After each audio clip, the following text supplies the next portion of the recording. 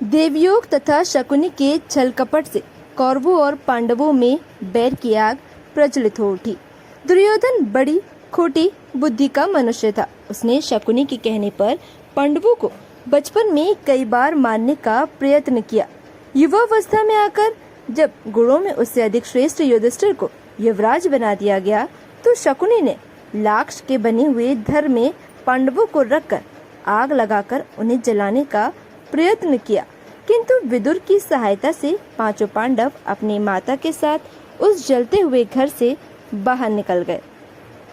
अपने उत्तम गुणों के कारण युधिष्ठिर हस्तिनापुर के प्रजाजनों में अत्यंत लोकप्रिय हो गए। उनके गुणों तथा लोकप्रियता को देखते हुए भीष्म पितामह ने धृतराष्ट्र से युधिष्ठिर के राज्याभिषेक कर देने के लिए कहा।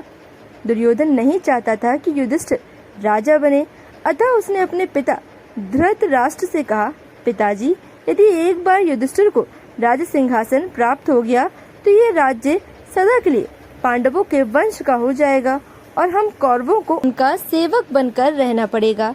इस पर धृतराष्ट्र बोले, वत्स दुर्योधन, युधिष्ठिर हमारे कुल के संतानों में सबसे बड़ा है, इसलिए इस राज्य पर उसी का अधिकार है।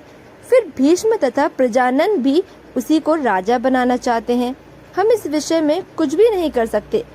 धृतराष्ट्र के वचनों को सुन दुर्योधन ने कहा, पिताजी, मैंने इसका प्रबंध कर लिया है, बस आप किसी तरह पांडवों को वारणावत भेज दें।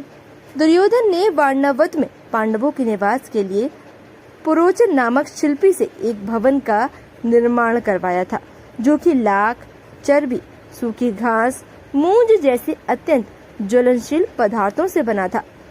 दुर्योधन ने पांडवों को उस भवन में जला डालने का षड्यंत्र रचा था। धृतराष्ट्र के कहने पर युधिष्ठिर अपनी माता तथा भाइयों के साथ वारणावत जाने के लिए निकल पड़े।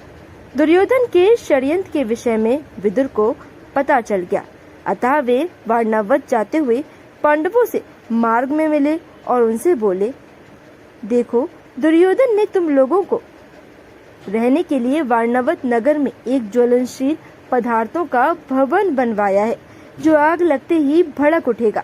इसलिए तुम लोग भवन के अंदर से वन तक पहुंचने के लिए एक सुरंग अवश्य बनवा लेना, जिससे कि आग लगने पर तुम लोग अपनी रक्षा कर सको।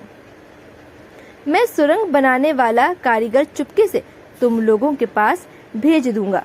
तुम लोग उस लाक्षागृह में अत्यंत सावधानी के साथ रहना। वारणावत में युधिष्ठिर ने अपने चाचा विदुर के भेजे गए कारीगर की सहायता से गुप्त सुरंग बनवा लिया। पांडव नित्य आखेट के लिए वन जाने के बहाने अपने छिपने के लिए स्थान की खोज करने लगे। कुछ दिन इसी तरह बिताने के बाद एक दिन युधिष्ठिर ने भीमसेन से कहा, भीम, अब दुष्ट पुरोचन को इसी लाक्षागृह में जलाकर हमें भाग निकलना चाहिए। भीम ने उसी रात्रि पुरोचन को किसी बहाने बुलवाया और उसे उस भवन के कक्ष में बंदी बना दिया। उसके पश्चात भवन में आग लगा दी और अपनी माता कुंती और भाइयों के साथ सुरंग के रास्ते वन में भाग निकले।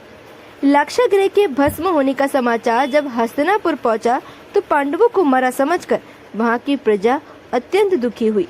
दुर्योधन और धृतराष्ट्र सहित सभी कौरवों ने भी शोक मनाने का दिखावा किया और अंत में उन्होंने पांडवों की अंत्येष्टि करवा दी।